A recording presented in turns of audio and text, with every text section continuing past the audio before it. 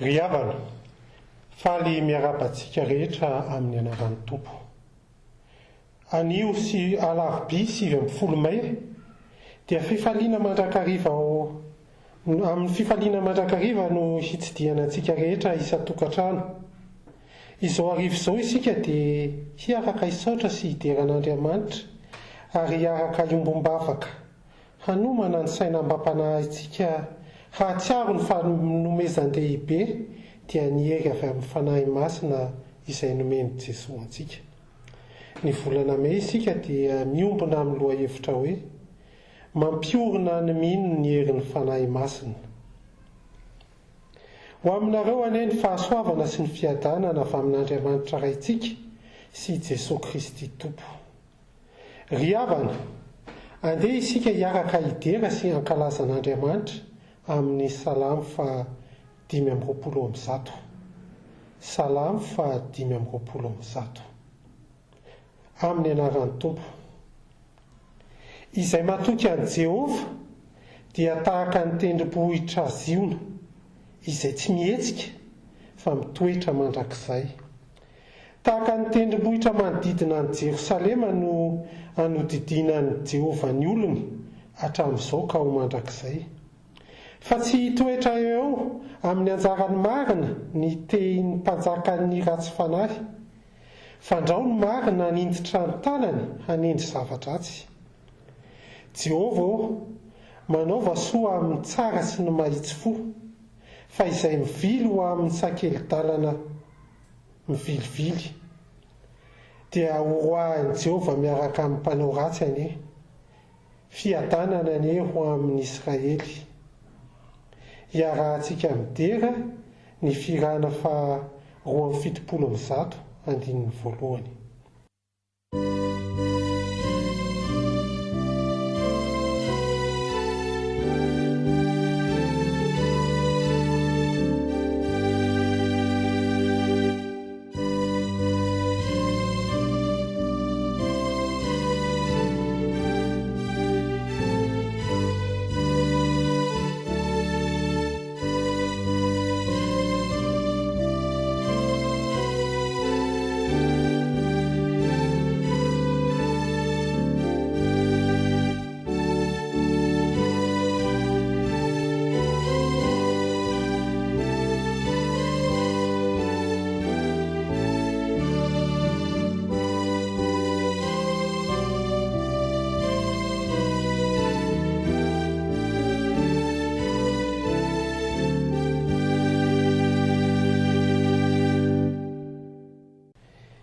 Hiaraka iombom-bavaka isika.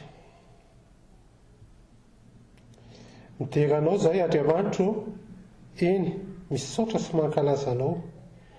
Fa noho ny famindram-ponao dia isan'ny afaka miombom-bavaka eto izahay. Marina Tompo fa raha ny sy fanirianay dia ao an-tranonao, ao am-piangonana no anatanterana izao fotoana izao. Kanefa ianao nilaza fa izahay dia tempolon'Andriamanitra velona, koa midira ty anatinay, ary hamasiny izao fotoana izao ho fanompo-pivavahana mendrika anao. Tompo, mangataka aminao izahay, hampioreno ny finoanay hahatoky anao, ka na maro aza ny ratsy fanahy manodidina anay, dia hatazony lalandava ao aminao izahay. Mamela koa ny elokay, fa na dia teo aza ny fanahinao Jesosy, dia matetika izay no mbola mivilivily, tsy mitoetra tsara araka ny sitraponao, kely finoana ka tsy mahita ny hery sy fitiavana natolotrao, fa mbola mivezivezy. Matahotra lalandava eo anatrehan'ny olana maro izay hatrehina isan'andro eto amin'izao fiainana izao. Tompo, mangataka ny fitiavanao manokana izahay, alaviro aminay ny ratsy, ny mavesatra, ny olana isan-karazany manindry ny sainay, ny fonay ary indrindra ny fanahinay, ka hadio tokoa izahay hiatrika anao anio. Tompo, ampidinao aminay izao ny fanahy masinao, hanamasina ity fiombonam-bavaka ity ho araka ny sitraponao tokoa. Amin'ny anaran'i Jesosy no angatahina izay vavaka izany. Amen. Izao dia hiaraka maki ny tenin'Andriamanitra isika. Ny soratra masina ho vakiantsika an'io dia araka ny Romana 4:12 atomboka ao amin'ny 17 ka hatsahatra ao amin'ny 17. Romana 4:12 17 ka hatramin'ny 17. Rehefa hita dia rahantsika mamaky amin'ny anaran'ny Tompo. Koa aza mifampitsara intsony isika fa aleo mihevitra izao: ny tsy hanisy fandavoana na fanafitohinana eo anolohan'ny rahalahy. Mahafantatra sady resy lahatra ao amin'ny Jesosy Tompo aho fa tsy misy zavatra maloto ho azy, satria raha misy manao zavatra iray ho maloto dia aminy ihany izany no maloto. Raha mampalahelo ny rahalahy anao ny zavatra fihinanao dia tsy mba manaraka ny fitiavana intsony ianao. Aza ny zavatra haninao no hanimbanao azy, fa efa maty hamonjy azy Kristy. Koa aza vela ho tenenina ratsy izay zavatra tsara anananareo, fa tsy amin'ny fihinanana sy ny fisotroana ny fanjakan'Andriamanitra, fa fahamarinana sy fiadanana ary fifaliana ao amin'ny fanahy masina. Koa izay manompo an'i Kristy amin'izay any zavatra izany no sitrak'Andriamanitra sy eken'ny olona fa tsara. Ray masino manamasinana amin'ny fahamarinana fa ny teninao fahamarinana. Amen. Hiaraka ataontsika ny firana fa 7:70 ny andinin'ny voalohany hialohan'ny fampianarana.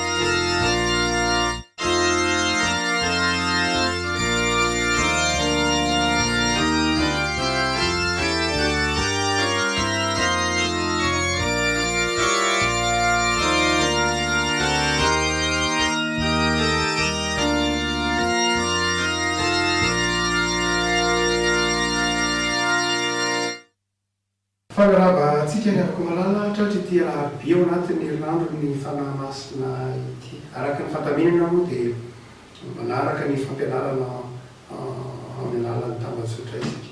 Ny fifampitonantsika eto ampitately dia rehefa fotoana ny herinandro ny fanahy masina tahaka izao dia fampianarana natao. Fampianarana natao tsy tahaka ny amin'ny fotoana ny herinandro masin'ny Paka na herinandro masin'ny Krismasy. Dia fampianarana zany dia atsika omaly sy ny afaka omaly. Anitsika dia hiresaka mikasika ny fanahy masina sy ny feonan'ny fieritreretana. Ny fanahy masina sy ny feonan'ny fieritreretana. Ny teny hoe feonan'ny fieritreretana dia voambolana tena mahazatra antsika malagasy. Nandray raha moa dia fitenitsika mihitsy manao hoe olona maty eritreritra, olona tsy mieritreritra, olona tsy mihaino ny feonan'ny fieritreretana. Zany hoe manana izay heverantsika ny antsoina hoe feonan'ny fieritreretana isika malagasy. Voambolana izay anondroantsika mihitsy ara hoe olona maty eritreritra dia olona izay tsy azo anantenana an-javatra loatra. Raha antsoina zany dia efa saika nanana izay nahazatra azy ny firenena tsirairay avy dia efa samy efa na tsy mpivavaka izy na dia izay vatranaina tamin'ny andron'ny Egiptiana dia efa samy nampiasa ny teny hoe eritreritra na feonan'ny fieritreretana tao anatin'ny fiarahamonina. Ny famaritana amin'ny ankapobeny izay heverantsika malagasy azy na ny heveran'ny fiarahamonina tsotra fotsiny zao antsoina hoe feonan'ny fieritreretana dia ilay ataontsika hoe feo na pahalalana izay ao anatin'ny olona ka mibaiko azy, manitsy azy, mampafantatra azy ny tokony ataony sy ny marina na ny tsara tokony izorana. Ny feonan'ny fieritreretana tsika dia mamaritra ny maha olona mihitsy. Ny fieritreretantsika malagasy azy dia izao no hoe ny biby no tsy mieritreritra. ny biby no tsy manana feo amin'ny fieritreretana. Ny sanatria ohatra ka avy manaikitra ny alika na manoto ny omby dia tsy misy nenina ao anatiny, tsy misy nenina zany anatiny hoe takizay tsy nanotony omby, tsisy an'izany ao anatin'ny biby. Fa ny fieritreretana malagasy dia hoe ny olona no manana ny feo amin'ny fieritreretana, zany hoe ny feo amin'ny fieritreretana tsy hafa fa lay feo zay manitsy azy na mampanenina ao anatiny raha manao tsy mety na mandrisika azy anao ny tsara. Dia fantatra malagasy zany ny feo amin'ny fieritreretana fa toetra zay mampiavaka ny olona amin'ny biby, mampiavaka ny olona amin'ny zavaboary hafa. Ny feo amin'ny fieritreretana amin'ny malagasy dia ny olona ihany no manana azy. Fa raha toa ka akambatsika amin'izay fieritreretana malagasy zay, ny fieritreretana fiarahamonina dia ny baiboly dia mahafantatra koa ny atao hoe feo amin'ny fieritreretana. Ny civilisation ny fandiby teto ambonin'ny tany raisitsika ohatra hoe ny civilisation grika dia nampiasa ny teny hoe Suneidesis ny filazana ny teny hoe feo amin'ny fieritreretana zay nalaina avy amin'ny teny grika teny teny hoe synoida, fantatry ny mpitandrina teny hoe synoida. Teny hoe synoida dia milaza sune milaza lay fifandraisan'ny olombelona na fiarahan'ny olombelona izay mitombo na mialehibe na amin'izay fotoan'izay lay Suneidesis fantatry ny civilisation grika, fantatry ny filozofia grika dia milaza ilay olona mifandray amin'ny manodidina azy. Ny feon'ny fieritreretana zany amin'ny fomba fisaina ny filozofia grika dia tsy afa-tsy akory fa lay olona izay mifandray amin'ny manodidina azy. Ity olona hitanao ty zany mitanana misy vatana, misy tongotra, misy maso, fa io olona io mifandray amin'ny manodidina azy, tsy amin'ny tanana sy ny tongotra loatra izay ihany, fa amin'ny alana antsoina hoe Suneidesis, zany hoe ilay toe-panahin'ilay olona, ilay fiainan'ilay olona no mifandray amin'ny manodidina azy. Ny tanany sy ny tongony na ny fihetsiny dia aterak'izay Suneidesis, zay hoe synoida, zany hoe ilay olona zay misokatra, miaraka, mifandray amin'ny olona manodidina azy. Tsy dia mifano, tsy dia samy hafa noho izay loatra ny nataon'ny latina hoe conscientia, izay novanina nazavana teny frantsay hoe conscience, avy amin'ny teny hoe conscientia, tsy mifahalavitra ohatra amin'izay kosa, fa ilay saina mieritreritra, ilay saina mamakafaka, ilay saina izay mandanja ny tsara sy ny tsy tsara, ny ratsy sy ny tsara, lay atao hoe conscientia. Saingy ilay conscientia koa dia manamafy ilay teny synoida teo, zany hoe milaza ilay fifandraisana amin'ny manodidina. Raha toa ka zay no hamarita ny fiarahamonina malagasy azy, ny hamarita n'ireo civilisation lehibe ny fandimby na ny nanaraka ny civilisation gréco-romaine zany, na nananja ny fiarahamonina malagasy dia roa ny raisany. Ny olombelona no mieritreritra, ny olombelona no manana ny feo amin'ny fieritreretana.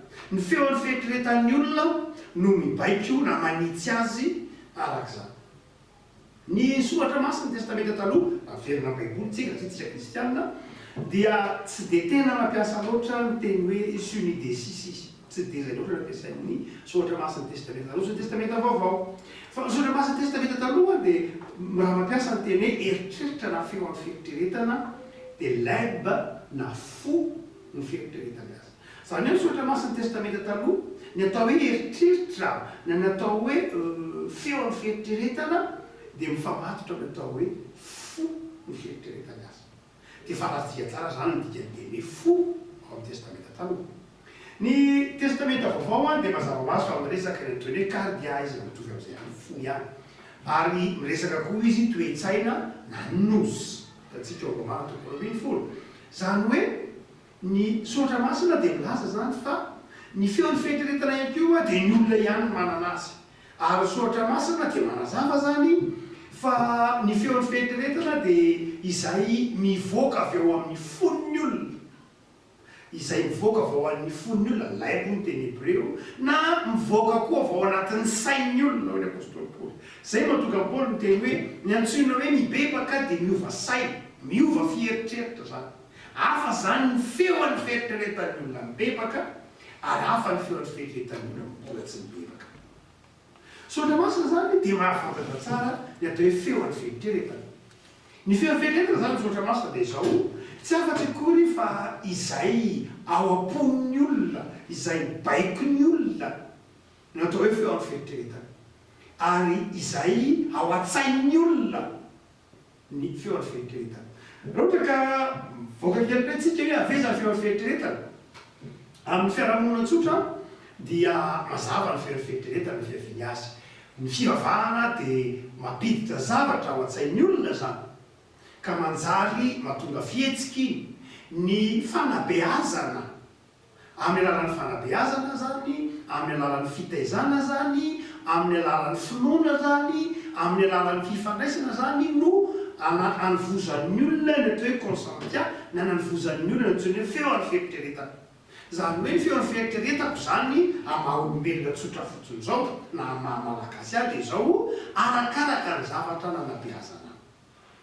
Ary izay mahatonga ny hoe tsy tena misy norme na tsy misy atao tsy hoe fetra manokana mihitsy hoe ity ny feo amin'ny feritreretan'ny malagasy, ity ny feo amin'ny feritreretan'ny frantsay, ity feo amin'ny feritreretan'ny olona tahaka izao fa malalaka be anisany sarasatra dika ny feo amin'ny feritreretana. No zany dia mifamatotra ny fanabeazana zany arakarak'izay nanabeazanao, ny ankohonanao arak'izay nanabeazanao, ny fiarahamonina misy anao arakarak'izay nanabeazanao, manodidina anao, ny zanakao no feo any feritreretana rehefa aveo.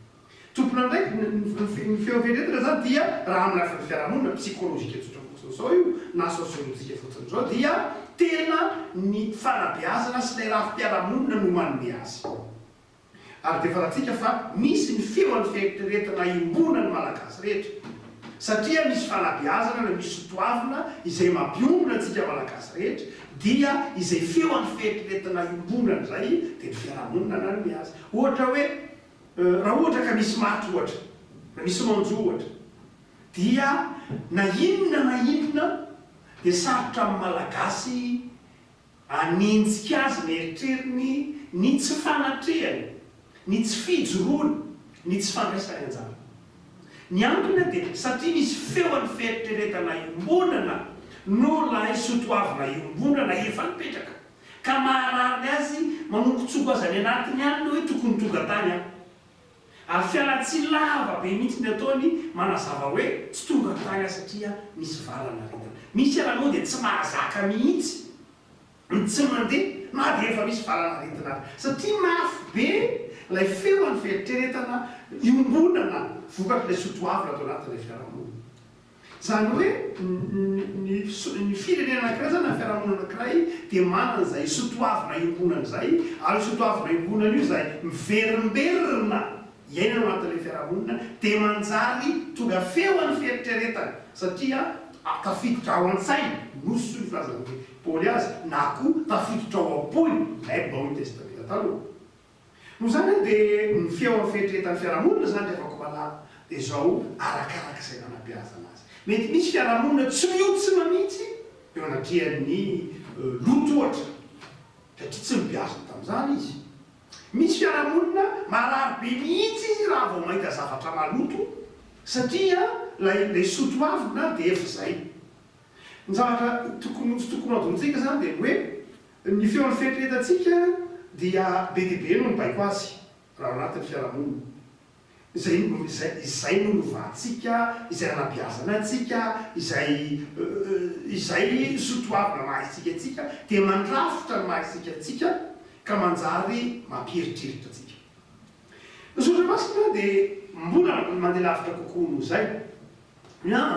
Ny feo amin'ny feritreretan'ny olona dia tsy inona tsy akory fa tena asan'ny fanamasina mihitsy. Eo tsika miditra ny hoe inona zany fifandraisan'ny feo amin'ny feritreretana sy ny fanamasina. Raha toa ka mijanona ny famaritany amin'izay amaritany testamenta taloha sy ny testamenta vaovao ny hoe feo amin'ny feritreretana asika ka mijanona ny famaritany ataony hoe cardias leb izany hoe lay fo sy lay eritreritra dia mazava be zany amintsika fa ny fanamasina toeran'ny fanamasina ao amin'ny soratra masina dia ao am-pon'ny olona. Ny fonenan'Andriamanitra ao amin'ny soratra masina dia ny fon'ny olona. Ary Jesosy koa dia niteny manao hoe ny teny aloky ny vavanareo dia ny ao am-ponareo no mibaiko azy. Io le hoe feo amin'ny fieritreretana. Izany hoe Jesosy efa teny manao hoe tsy ny zavatra eny ivelany akory ny maharotonareo, fa ny ao amin'ny eritreretrareo mihitsy ao am-ponareo, ny eritreritrareo mihitsy ny efa maloto, dia manjary mandoto ny manodidina anareo ianareo. Ndika izany izao rehefa ko malala mazava be mihitsy ny amakiny no tsonatra masina azy. Ny fanamasina zany dia manova rehefa monina ao am-pon'ny olona izy, satria ny fanamasina ihany miditra ao am-pon'ny olona hotsika teo. Ary ny feon'ny fieritreretana dia tsy afatsy akory fa mivoaka ao anatin'ny saina, mivoaka ao anatin'ny fo, hoy ny testamenta vaovao sy ny testamenta taloha. Ay zany ny fanamasina dia manjary feo an'ny fieritreretana. Ay zany ny fanamasina rehefa mitoetra ato anatintsika dia manjary feo an'ny fieritreretantsika izy. Raha ohatra ka tsika eo miteny hoe feo e, fa mety tsy feo angeny izy, itsika no marika hoe feo satria tsy fandrenesan'ny sofina akory no andrenesantsika ny feo an'ny fieritreretana. Fa fahatsapana izay manitsika atsika tsotra fotr'izao, dia ny fanamasina zany rehefa miasa ao anatintsika dia manjary feo an'ny fieritreretana izy. Manjary feo ny baiko satria monina ao anatin'ny fotsika izy, ao anatin'ny fo na le ao anatin'ny saina, dia manjary mampifandray atsika manodidina atsika araka ny fahatsarana tia ny fanamasina izorantsika. Mamaly fanontaniana antsika izany, ahoana ny fifandraisan'ny fanamasina sy ny feon'ny fieritreretan'ny olona? Dia mazava ho azy zany ho an'ny olona zay efa ho an'ny olona na fiarahamonina tsotra fotsiny mbola tsy lesan'ny fanamasina izy, na le nesan'ny fanamasina mbola mety azavaitsika amin'ny fomba manokana iray ao reny, fa dia faritatsika amin'ny arabaky teny amin'ilay hoe fibebahana. Ny fiarahamonina zany izy dia manana na iza olombelona zany, na iza ilay fiarahamonina dia manana feo amin'ny fieritreretana daholo izy otsika teo, satria manana fanabeaza izy, manana sotoavina izy sy ny sisa rehetra.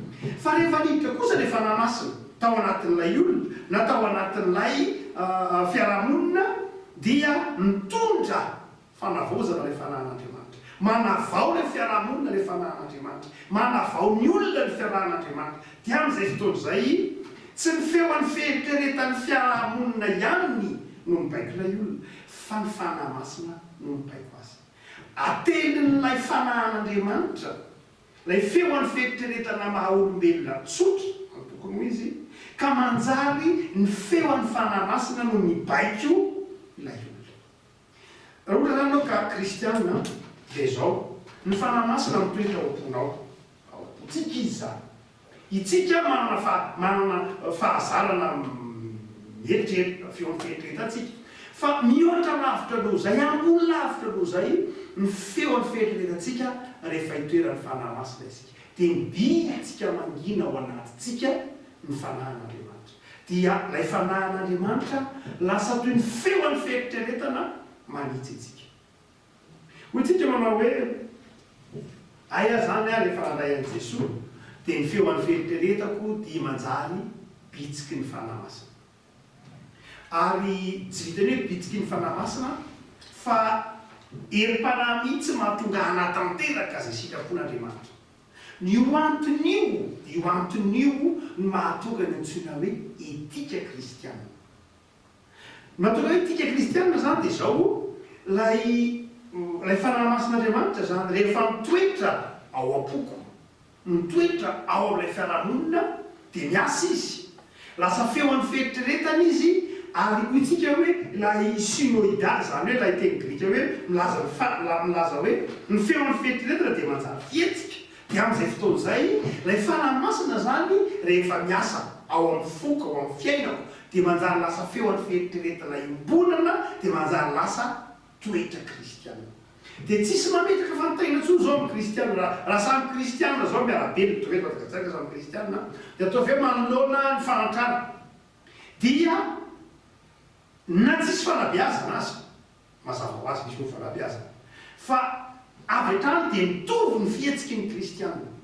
Mitovy ny fihetsiky ny kristiana manoloana ny fanatrana. Raha misy olona sanatria miteniteny foana, atao avy eo manozona na miteny maloto, dia tonga dia mitovy ny fihetsiky ny kristiana, tonga dia mitovy ny ao an-tsain'ny kristiana. Satria tsy hoe fanahy iray ihany miasa, iny eo fa la feoan'ny fieritreretan'ilay kristianina manoloana ny fihetsika ny hafa dia tonga dia vetrany dia mitovy fihetsika ohatrany tsy mety zany ohatra misy zavatra tonga dia miara tsy mahazo aina ny kristianina rehetra raha mahita olona mamy ohatra atao hoe misy kristianina dia misy mamy be razanatrio ohatra dia na kristianina vaiza na kristianina vaiza atao hoe ny anankiray avy any Betioky, ny anankiray avy any Tsiombe, ny anankiray avy any Sotry, ny anankiray avy any atao hoe tsy fantatra Tepotately, dia misy olona mamy be eo. Dia ireo kristianina ireo samy kristianina. Mahita an'iny dia misy zavatra hitovian'izy ireo avy hatrany manoloana anio. Ny antony dia satria eo ny asan'ny fanamasina ao anatin'ny fon'ilay olona izay manjary eritreritra fa izao manjary fihetsika hitoviana manoloana ilay tranga-javatra. Hoy tsika hoe aikay ny toetra na moraly kristianina dia aterak'ilay fanamasina ao anatin'ny olona, aterak'ilay eritreritra zay ibaikoan'ilay fanamasina ao anatin'ny olona, zay mahatonga hoe mifamatotra ny toetra ny moralina sy ny finoana ary ny fieritreretan'ny olona. Ny finoan'ny olona sy ny zavatra inoan'ny olona dia manjary tonga toetra mibaiko azy. Amarana satsika raha komanana rehefa azonao zany. Ny olona lehibe zany dia izao no hoe iza malagasy manana izay mahay zaha fanabeazana ity ny kristianina zay mitondra fahendrena ao anaty dia zao ny avako malala tsy mifanohitra ny soratra masina ny feoan'ny fieritreretan'ny mpino rehefa mandray ny fanamasina izy. Ny fanamasina zany dia miasa ao anatin'ny olona ka mamboatra ny feon'ny fieritreretany hanaraka ny soratra masina. Ny soratra masina dia manjary fitaovana ampelantanan'ny mino izay vokatry ny fitarian'ny fanamasina dia tonga miaina manaraka ny tenin'Andriamanitra sy ny soratra masina izy. Raha ohatra ka jerena zany dia zao ny avako malala ny feoan'ny fieritreretantsika dia tokony feo an'ny fanamasina. Inona ny fifandraisan'ny feo an'ny fieritreretan'ny olona sy ny fanamasina? Ny feo an'ny fieritreretan'ny mpino dia tokony feo an'ny fieritreretan'ny fanamasina. Ny fanamasina zany dia fanahy mampieritreritra antsika zay mahatonga an'i Jesosy nanazava hoe io fanamasina io dia fanahy ny fahazavan-tsaina, fanahy mampieritreritra, fanahy manavaka, fanahy mitaiza mahatonga ny olona hafantatra ny marina rehetra.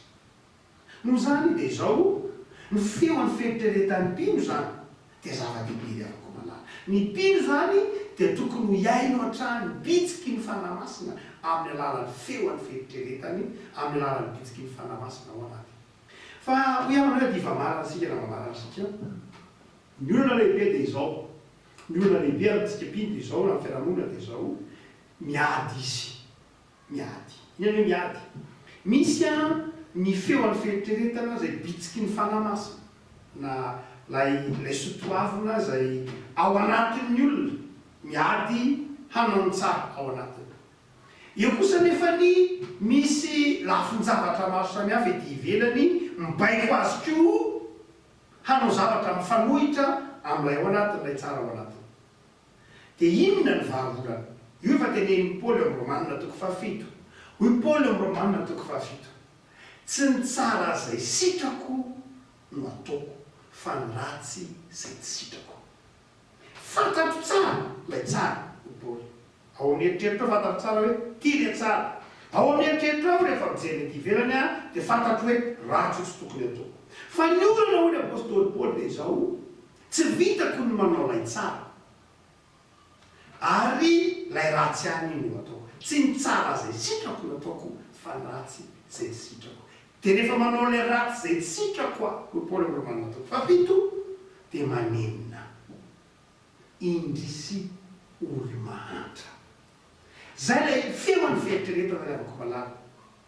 Dia lay feo an'ny fieritreretana rehefa mandika ny asan'ny fanamasina, mandika ny otany olona dia bitsika ao aminy fanamasina dia mampieritreritra azy hoe ino ty nataonao, ino ty fihetsika ao, inona zao zavatra narahanao zao. Lay fanamasina zany ao anatin'ny mpino no mahatonga azy manana zay nenina izay. Ny olona tsy manana fanahy masina dia mety ho feon'ny fihetretana maha-olombelona tsoina fotsiny izao izay mety tsy mitondra azy mihitsy any amin'ny eniny satria ilay sotoavina ho aminy dia tsy mampanenina azy.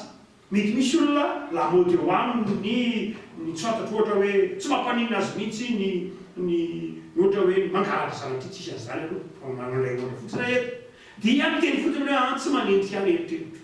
Tsy manendrika azy ny eritreriny satria tsy sotoavina no ao aminy hoe tsy mangalatra. Fa itsika ny feon'ny fihetretantsika manendrika antsika satria sotoavina ny eny antsika anampelo antsika ny tsy mangalatra. Ka raha misy zavatra hafahafa dia tsy manendrika izay ny feon'ny fihetretantsika. Zay anefa tena asan'ny fanahin'Andriamanitra. Afaka malala inona ary ny tokony ataon'olombe. Jesosy afaka malala no efa nanome ny fanahy eo antsika. Ary io fanahy masin'i Jesosy io dia miasa ao am-pontsika mba hahatonga antsika tsy hijanona amin'ny feon'ny fihetretana maha-olombelona izay mety ho diso, ary feon'ny fihetretana maha-olombelona izay mety tsy mifanaraka amin'ny sitrapon'Andriamanitra. Raha ohatra ka mijery ny fampianarana ataontsika hoe scolastisme-tsika dia misy karazany be lehibe ny hoe consentia erronea, consentia dubia, scrupulsa, laxa, avenidreo laxisme, ténérasy ny sisa rehetra, izany hoe misy feon'ny fihetretana ndraindray manimba, misy fihetretana ndraindray mora manaiky ny ratsy, misy fihetretana ndraindray mora morona makany amin'ny fahakalana. Mety misy eritreretra be lehibe tahaka izany amin'ny fiainana. Fa izay no antony nahatonga an'i Jesosy nampidina ny fanahy ho ao am-po, fa tsy nataony teny amin'ny tanana, nataony teny an-tsoka, fa nataony tao am-po satria ny fo no ivo ny eritreritra sy ny saina dia mahatonga ny fihetsika ho madio ka afaka ifandray amanodidina antsika. Dao ny vavaka tsika raha malala dina ny vavaka eritreretinao. Ny vavaka ataonao dia izao zany amin'ny fiainanao hoe tompo ao. Aoka ao anatin'ny feon'ny fiheritreretako dia mibitsiky ny fanahy masina no rahako. Ary amin'izay sotoavina rehetra izay menao anatin'ny fiarahamonina misy ahy dia aoka ny fanahinao masina no hitarika hampafantatra ahy izay tsara. Raha izay. Ny fanahy masin'Andriamanitra zany izay ny antony nanomezan'Andriamanitra azy dia nampitoerana atao anatin'ny fontsika ahafantarantsika ny tsara, ahafantarantsika ny tokony atao. Fa tsy izay ihany, fa misy olona ho Paoly manao hoe mahafantatra ny tsara fa mbola ataony ihany ilay ratsy. Mahafantatra ny ratsy fa ataony ihany ilay ratsy. Noho izany dia izao ny fanahy masin'Andriamanitra tsy eritreritra ihany bitsika ao anatintsika ny tokony ataontsika, fa mahatonga antsika koa manana herim-panahy afaka hanao ilay tsara. Izany hoe ilay eritreretintsika dia manjary fikasana. Io tenen'i Paoly manao hoe iny tompony mahatanteraka antsika amin'ny fikasana. Ilay eritreretintsika zany dia izao, ilay fanahy masina rehefa miasa ao anatintsika dia mampafantatra antsika ny tsara ary manome herim-panahy antsika hanao ny tsara.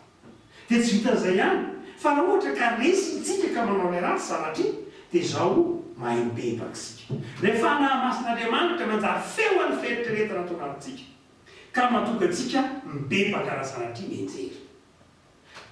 Herinandro raha tokony manao ny fanahy masina antsika dia tahak'ity zavatra teny afaka malala. Ny fanahy masina dia fahazavan-tsaina mahatonga antsika mampahafantatra antsika hoe zao tsara, zao mihitsy tsara. Ny fanahy masin'Andriamanitra dia miasa ao anatin'ny fontsika ka mahatonga antsika manana herim-panahy ao anatin'ny eritreritrentsika ao ka manana herim-panahy hanao ny tsara.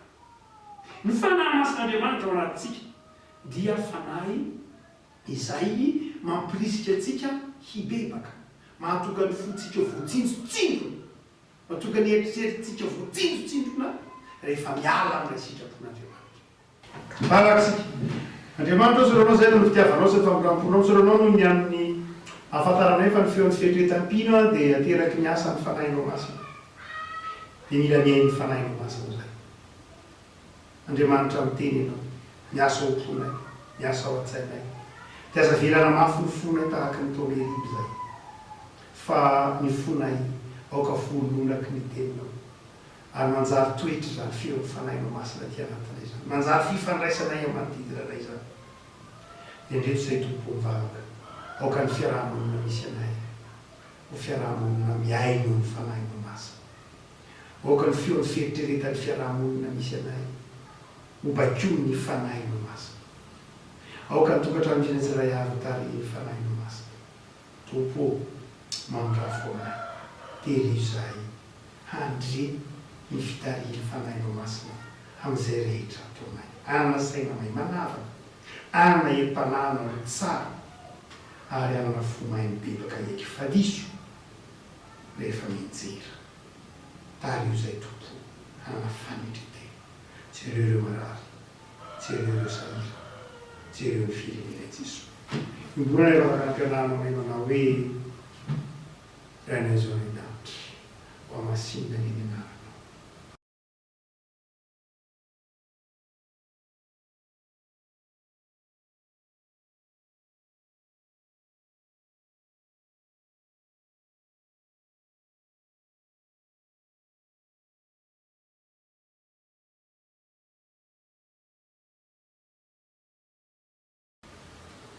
amen. Raiso ny itsodrano fahasoavan'i Jesosy Kristy tompo ny fitiavan'Andriamanitra ray izay mihoatra noho ny fahalalana rehetra no eo aminao ka izy tompo mampitraka sy hampahiry ianao rehefa niaritra fahoriana vetivety ianao izy no hampandrisy ianao mandehana amin'ny fifaliana. Amen.